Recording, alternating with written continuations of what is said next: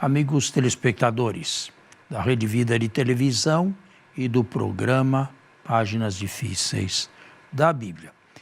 Eu quero crer que nos últimos programas tenha dado uma visão de como surgiu Israel no planalto de Canaã e como os clãs israelitas foram evoluindo numerosamente ou numericamente e depois, aos poucos, transformados em tribos. Isto tudo, ao que parece, no Planalto ou na região montanhosa que era pouquíssimo habitada à época em que este novo povo surgiu. Bem, como todos os povos, Israel teve a sua evolução. Eu estava dizendo ao padre, mas acho que foi no intervalo, não foi ao ar, que apesar de tudo, apesar de todas as vicissitudes, apesar de todos os percalços e sofrimentos, Israel é o único povo da antiguidade que ainda hoje permanece com as mesmas raízes. Eu lhe perguntava, onde estão os romanos, os grandes romanos? São os italianos de hoje. Onde estão os gregos, da Idade de Ouro da Grécia, o século V, o século de Péricles, de Atenas? Onde estão os filisteus? Onde estão os edomitas? Onde estão os moabitas? Onde estão os de Damasco? Todos desapareceram e não deixaram rastro histórico, a não ser realidades descobertas pela arqueologia. Mas como tais, como povos, como pessoas que têm uma história, isto não existe a não ser para Israel. Verdadeiramente, este povo estava e está nos desígnios imperscrutáveis de Deus. Notem bem, sobreviveram a 2000 anos de história sem pátria e sem língua, porque o hebraico reconstruído o foi a partir de 1948, modernamente, com a independência de Israel. Apesar de tudo, apesar do extermínio da Segunda Guerra Mundial, apesar do Holocausto, aí estão. São Paulo, na carta aos Romanos, fala que eles se converterão. Agora, quando será esta conversão?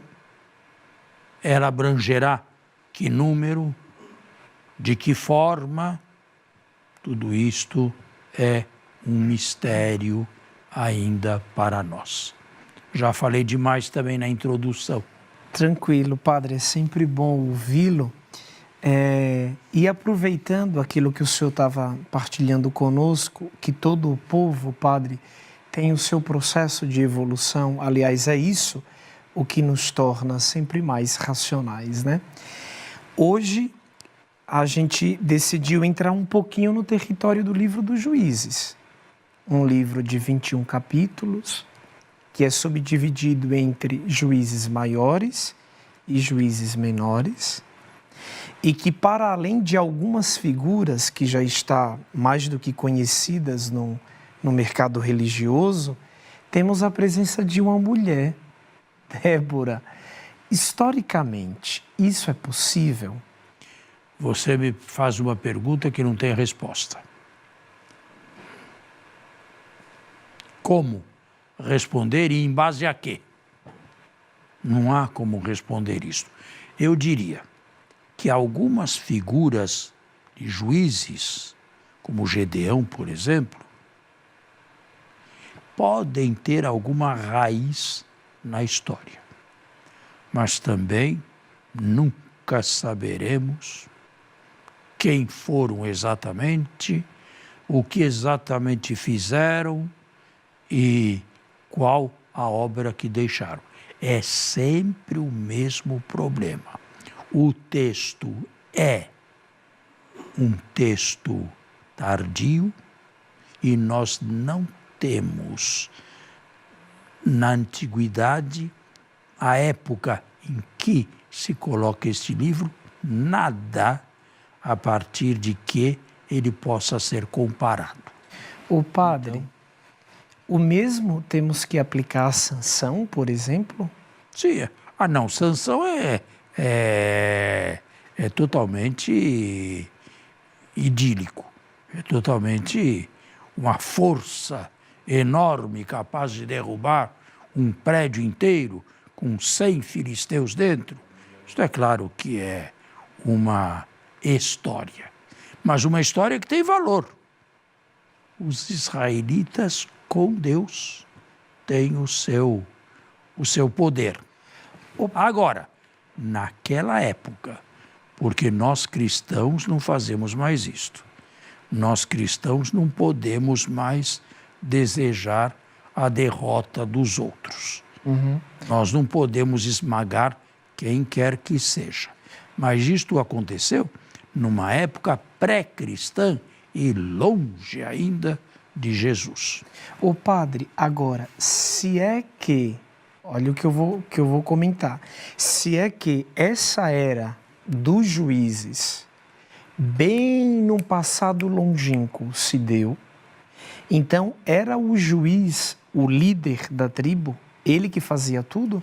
O texto nos diz que eram juízes temporários, isto é, pessoas que convocavam outros para uma guerra ou para a defesa de Israel. Juízes temporários. Juiz estabelecido, juiz fixo, Israel nunca teve. Então eles mediavam conflitos e davam ordens à comunidade, estabelecia a ordem. É o que nós imaginamos que eles pudessem ter feito. O que é, de modo bem simples, o que é que define, e se há alguma diferença, entre os classificados juízes maiores e os menores? Tem alguma razão de ser ou é apenas uma nomenclatura? Não, os juízes maiores têm um texto maior. Se falam mais sobre eles. Se fala mais sobre Tem uma história mais longa. Os juízes menores têm história pequena. Mas essa classificação é nossa, não é deles, não vem deles, ou se classificarem como maiores e menores. Repito, alguma coisa pode ter acontecido, mas nós não temos historicamente como comprovar. Padre, não é lúcido relacionar o seguinte, 2 pontos. Se no passado Israel viveu em tribo, na primeira formação dos assentamentos, muito provavelmente naquela época Israel não pôde ter se comportado assim, como apresenta esses livros. Não entendi a pergunta. Na pré-história, muito provavelmente, antes de ser clã, de ser povo, Israel era tribo. Não, antes de ser povo, não era nada. Não, eles não viviam lá, formavam os assentamentos. Mas isto quando buscaram um estilo de vida diferente no Planalto. Exatamente. Não é bom relacionar esse momento com isso que nos apresenta o livro dos Juízes? Eu não vejo como. Não há Eu não possibilidade. vejo como. O livro dos Juízes pode ser entendido na sua generalidade, mas pegar episódios, digamos, pontuais, com a certeza da historiografia moderna e contemporânea, hoje, a meu ver, é uma tarefa muito difícil, para não dizer impossível. Agora é o nosso intervalo, né? Temos que fazer o intervalo e voltamos.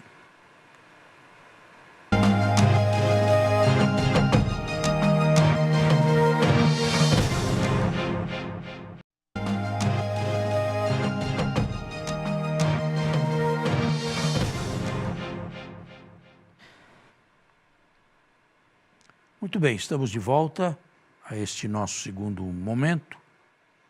Quer fazer alguma pergunta? Me chamou só a atenção, caso o senhor nos permita, aqui no fim do livro de Juízes, no capítulo 21, e já o último texto, que fala dos arrependimentos dos israelitas, né? E aí fala assim os últimos versículos. Se os seus pais ou irmãos vierem litigiar conosco, não lhes diremos, conformai-vos, porque não podemos conseguir mulher para cada um na guerra. E aí continua um texto longo, e aí vem aquilo que eu quero chegar.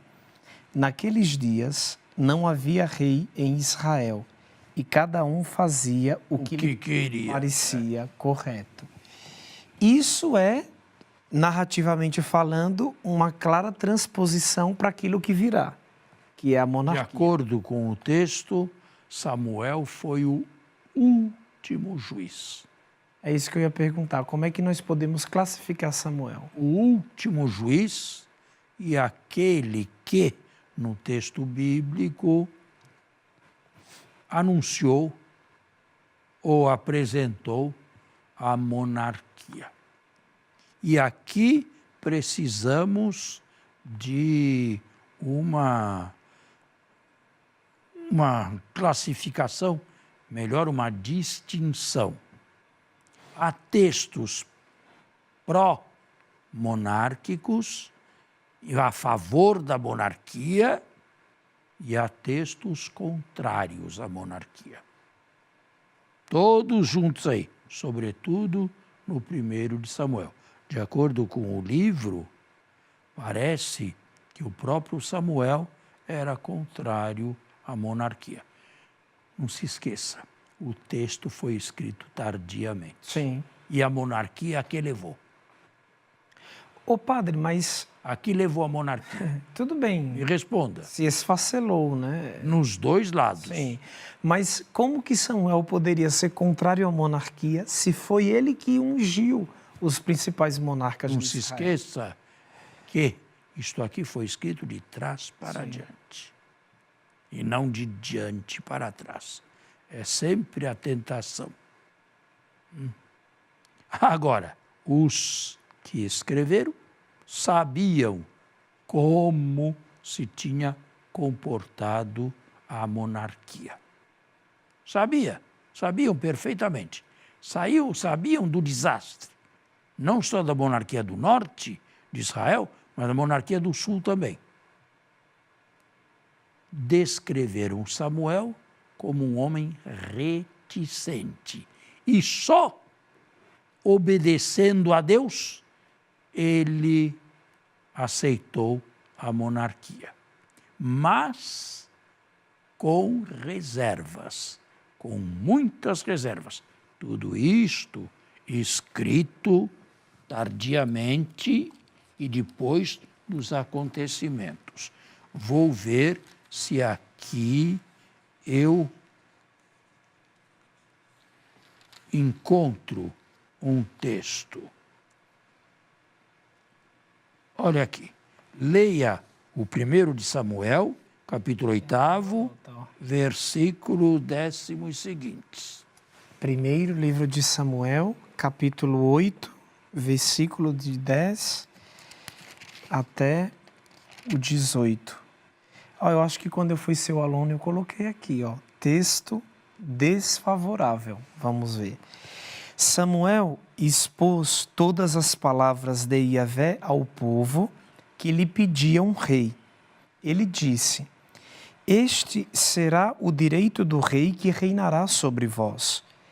Ele convocará os vossos filhos e os encarregará dos seus carros de guerra e de sua cavalaria, e os fará correr à frente do seu carro. E os nomeará chefes de 1000 e chefes de 50. E os fará lavrar a terra dele e ceifar sua seara, fabricar as suas armas de guerra e as peças de seus carros. Ele tomará as vossas filhas para perfumistas, cozinheiras e padeiras. Tomará os vossos campos, as vossas vinhas, os vossos melhores olivais, e os dará aos seus servos. Das vossas sementes e das vossas vinhas, ele cobrará o dízimo, que destinará aos seus eunucos e aos seus servos. Os melhores dentre vossos servos e servas, e de vossos adolescentes, bem como vossos jumentos, ele os tomará para o seu serviço. Exigirá o dízimo dos vossos rebanhos, e vós mesmos vos tornareis seus servos. Então, naquele dia, clamareis contra o rei que vós mesmos tiverdes escolhidos, mas Yahvé não vos responderá naquele dia. Está vendo? Isto aqui só pôde ter sido escrito depois que o desastre das duas monarquias Se sucederam. aconteceu. Então, provavelmente... Retroprojetado Sim. como profecia. Samuel, além de juiz, é tido como o primeiro profeta, como profecia de Samuel. Muito bem. Está vendo? Mas aí está claro no texto que ele é desfavorável. retroprojeção. Existem textos favoráveis também. Aqui seria Existem. segundo Samuel. Existem na própria Bíblia, nos Salmos. Por exemplo, me dê aqui. Ó, tem um favorável aqui, segundo Samuel 7. Um favorável à monarquia. Não sei se confere. Pode ser. Eu, em vez de dar o Salmo, você leia esse. Agora, segundo Samuel 7, a partir do versículo 1. Vocês estão vendo uns trechos cruzados? Sim. Quando o rei ocupou a sua casa e Yahvé o tinha livrado de todos os inimigos em redor, o rei disse ao profeta Natã: vê, eu habito numa casa de cedro e a arca de Deus habita numa tenda. Natã respondeu ao rei: vai e faze o que teu coração diz, porque Yahvé está contigo. Mas nesta mesma noite a palavra de Yahvé veio a Natã nestes termos: vai dizer ao meu servo Davi, assim diz o Senhor: construirias tu uma casa em que eu venha a habitar? Em casa nenhuma habitei desde o dia em que fiz subir do Egito os israelitas até o dia de hoje, mas andei em acampamento errante, debaixo de uma tenda e um abrigo. Durante todo o tempo em que Israel, que eu tinha instituído como pastores, durante todo o tempo em que andei com os israelitas, porventura disse a um só dos juízes de Israel que eu tinha instituído como pastores do meu povo Israel: por que não edificais para mim uma casa de cedro? Eis o que dirás ao meu servo Davi: assim fala o Senhor, fui eu que te tirei das pastagens, onde pastoreavas ovelhas, para seres chefe do meu povo Israel. Eu estive contigo por onde ias e destruí todos os teus inimigos diante de ti. Eu te darei um grande nome, como o nome dos grandes na terra. Prepararei um lugar para o meu povo e o fixarei para que habite nesse lugar e não mais tenha de andar errante, nem os perversos continuem a oprimi-lo como antes, desde o tempo em que instituí juízes sobre o meu povo Israel. Eu te concedi o repouso diante de todos os teus inimigos. O Senhor te anuncia que Ele te fará uma casa. E quando os teus dias estiverem completos e vieres a dormir com teus pais, farei permanecer a tua linhagem após ti, aquele que terá saído das tuas entranhas, e firmarei a sua realeza. Será ele que construirá uma casa para o meu nome, e estabelecerei para sempre o seu trono. Eu serei para ele pai, e ele será para mim filho. Se ele fizer o mal, castigá-lo-ei com vara de homem e com açoites de homem.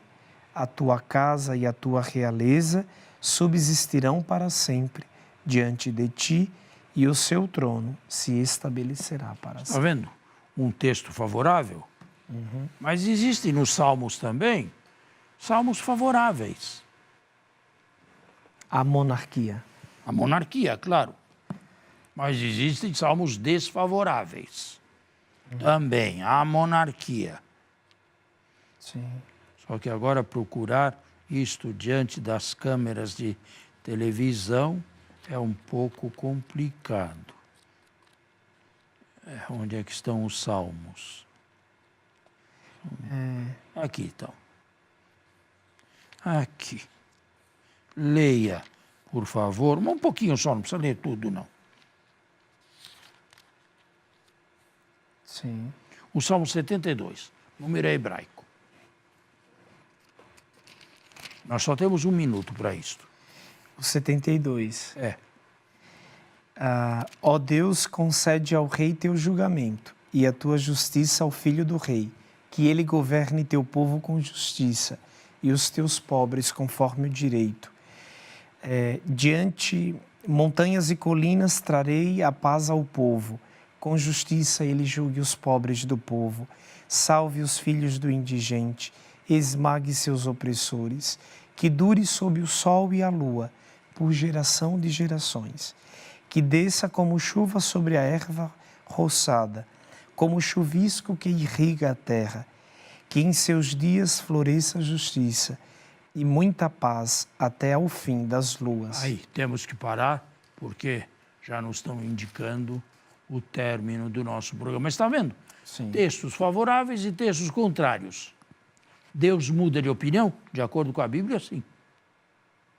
De acordo com a Bíblia, sim. Uma hora é sim, outra hora é não. Depende das circunstâncias humanas. Certo? Mas vamos encerrar agora, mais uma vez, desejando a todos um ótimo domingo e uma semana abençoada por Deus e rica em boas ações. Nós esperamos por você no nosso próximo encontro. A você e a sua família, um abençoado domingo e uma boa semana.